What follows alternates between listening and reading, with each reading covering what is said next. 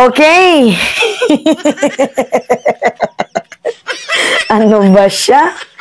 So ngayon, pag-usapan natin guys, yung naging hakbang ng maisog, prayer rally sa Japan. Hindi ko alam kung worth it yung mga binayad sa inyo, pero mukhang feeling ko, lugi pa ata yung naggastos ninyo kaysa sa mga nabudol ninyo sa inyong prayer rally. Tingnan nyo guys tong picture na to. 21 lang po ang umattend. Ano ba naman yan? Ang lala na neto. Nakapunta na nga kayo ng Japan. Ganda pa naman sa Japan. Tapos 21 lang ang a-attend. Akala ko ba naman, madami ang mga naniniwala sa prinsipyo ninyo. Tignan nyo guys, so, bilangin natin ha. 1, 2, 3. Basta 21 yan guys. Binilang ko, 21 lang yung dumalo. Nakakaiyak naman to. Tapos guys, ito pa. Kasi 'di ba, may live show. Syempre, ika-captured sa mainstream media. Tingnan nyo guys yung nanood. 2.5.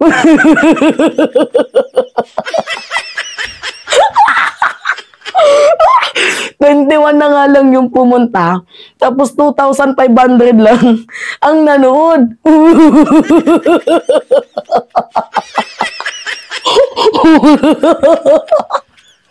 Ang pangit naman. Mukhang, sa totoo lang guys isa lang yung nakikita ko. Kung kaya't konti na lang ang naniniwala, nanonood. Kasi kitang-kita naman ano yung papaniwalaan nila? Na in the first place, puro mga kasinungalingan. Kumbaga, wala na sila talagang nauuto, guys. Tingnan nyo, yung dumalo, 21 lang, tingnan nyo.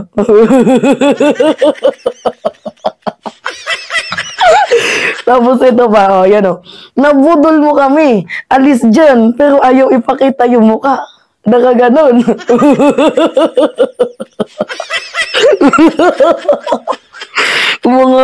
mga tanga, no? Yung isa naka-face mask pa.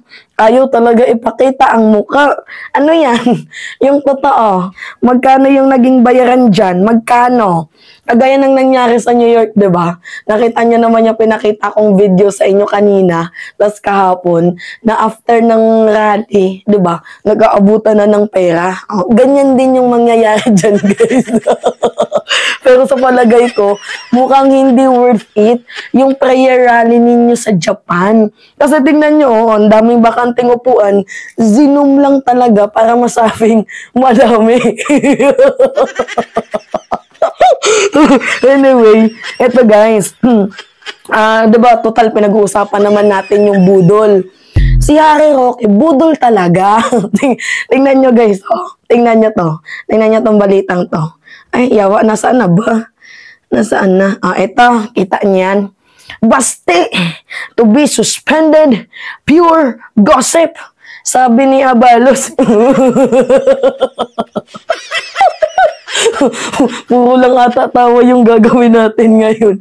Kasi guys, diba, recently, nung nakaraang araw, sabi ni Roqueta, na sususpindihin daw si Basti Duterte. Kasi nga daw po, kritiko ng administrasyong to. So, sususpindihin daw siya. Nanggaling yung balitang yun, guys, kay Harry Roque, na kinaptured ng mga maliliit na vloggers. Diba, ng mga alipores nila kadigungan.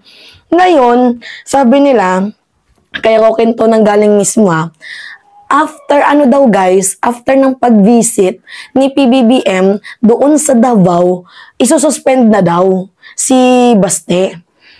Nag-visit si PBBM nung June 6 pa. Iyawa, anong araw na ngayon? June 8 na. Bakit hindi pa din nasususpend? Well, kung ako nga lang yung tatanungin, agree ako na masuspindi na. Buti na nga lang, suspension. Hindi removal. Pero hanggang ngayon, wala pa din. So, fake news ka. Yan yung napapala guys ng mga frustrated na lawyer ba? O tingnan nyo, sabi ni Abalos, basti to be suspended, pure gossip. Diba? O mga sinungaling, katang-isip nyo lang yan, gossip, chismis. Tingnan mo, yawa, frustrated na lawyer talaga to guys. Tingnan nyo yung nangyayari, sinisira niya yung credibility niya sa ating mga kababayang Pilipino. So sabi dito sa balita, basahin lang natin ha.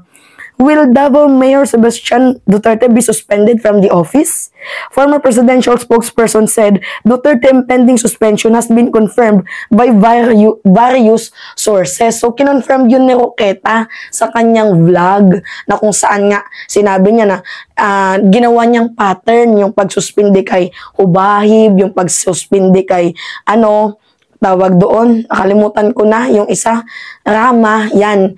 Dahil nga daw po, mayroong relation sa hakbang ng maisog. Pero we all know naman kung bakit na-suspend itong si Hubahib dahil nga po guys sa misuse of authority at itong si Rama na-suspended dahil nga po sa hindi niya pagpapasweldo sa kanyang mga empleyado. Pero ang ginawa nila, ikinunik nila dito sa hakbang ng maisog, kaya nasuspinde dahil mga kritiko daw ng administrasyon. So ngayon, itong si Duterte isususpend din daw bilang isang alkalde. It is that because critics daw siya ng administrasyong to. Wala, in the first place, wala namang pakialam sa inyo ang administrasyong to. Dahil unang-una, hindi nyo naman sinisira si PBBM, ang nasisira kayo. Kasi nagmumukha kayong mga desperado na, mga desperate to assassinate, to demolish the character of the president.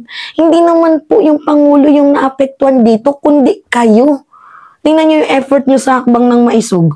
O, tingnan nyo ngayon. Tatawa na naman ako pag nababalikan ko itong mga pangyayaring to. Diba? 21 lang yung dumalo.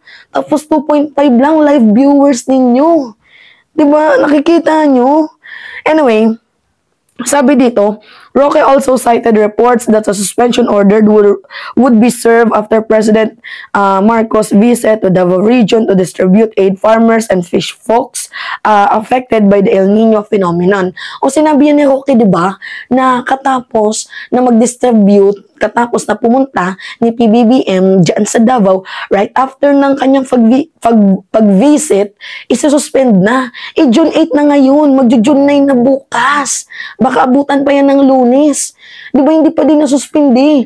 So, ano yung sabi ni Abalos? Pure gossip, chismis. Di ba? Walang kaya nga sabi ko sa inyo guys, yung mga nanonood dyan kila Roqueta, mga bobo yan. Alam niyo kung bakit?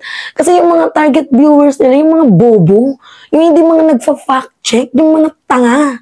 Di ba yun yung target viewers nila na kung ano lang isinubo mo, yun lang talaga, hindi marunong mag-background check, hindi marunong mag-fact checking. Kaya nga, di ba, yan yung target nila, yung mga bobo. Kayo ba nanonood kayo kay Roque? Okay, manood. Kasi pag nanood kayo, magiging bobo din kayo. Huwag kayo manood dyan. Duterte had earlier called for a resignation of the president, but said he wished to have the peace with the Marcoses, which is, tingnan nyo, epekto na yan ng fentanyl. Diba? Baka malay nyo, gumagamit nga, pero hindi naman natin kino-confirm. Kasi pabago-bago yung kanyang statement. Nakita nyo yun?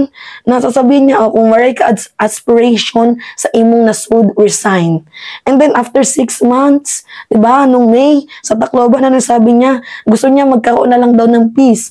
Akala mo ganun lang kadali yun? After mong manira, maghingi ka ng peace? Akala mo ganun lang kadali yun?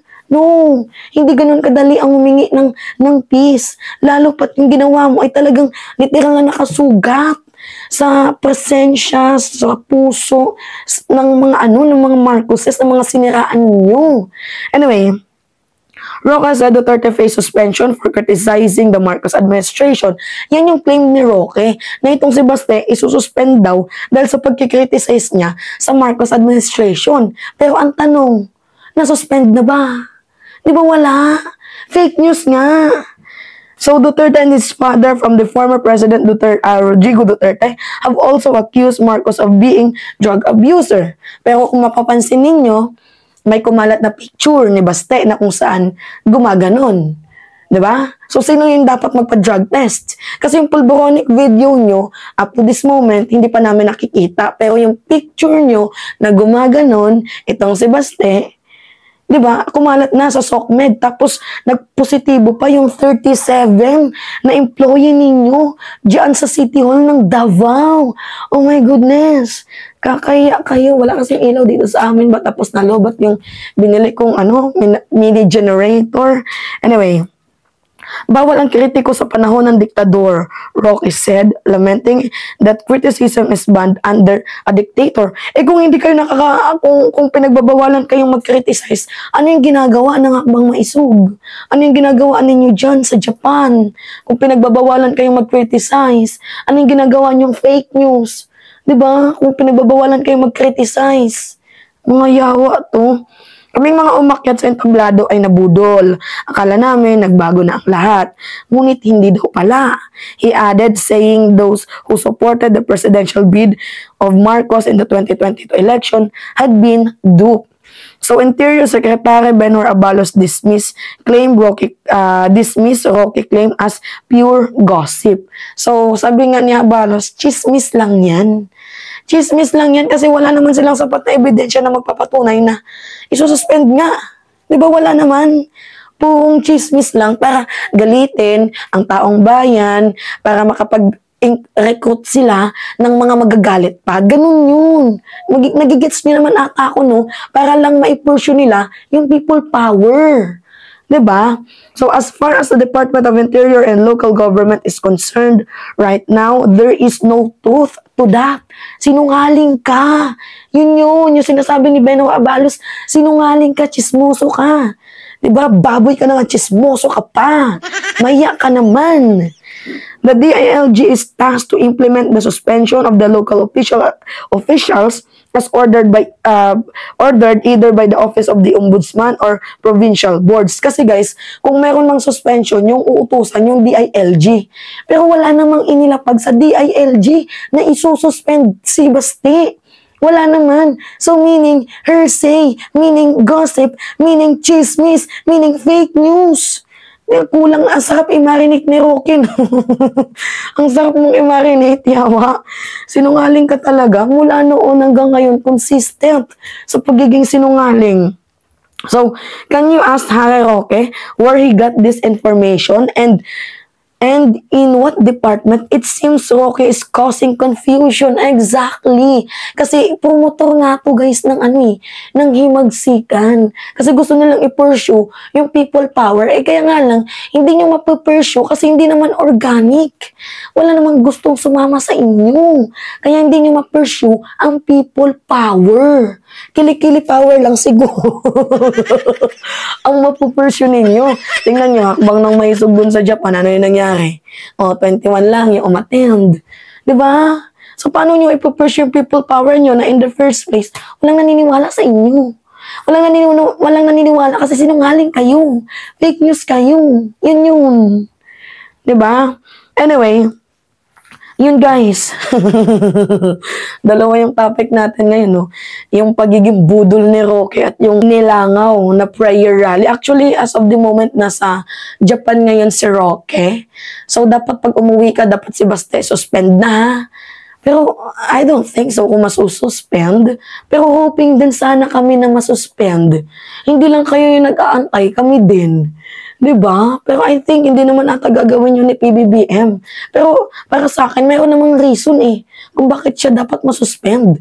Unang-una dito yung pagpapatupad niya ng tukhang, ng drug war. Diba? Na hindi makatao. Na kung saan nilalapastangan ang karapatang pantao. Diba? Reason na yun Pero ewan ko ba ba't hindi pa din nasususpend. Anyway, so, abangan na lang natin. It's me again, si Mima Alicia nyo, at nagbabalik ulit para sa ating panibagong video.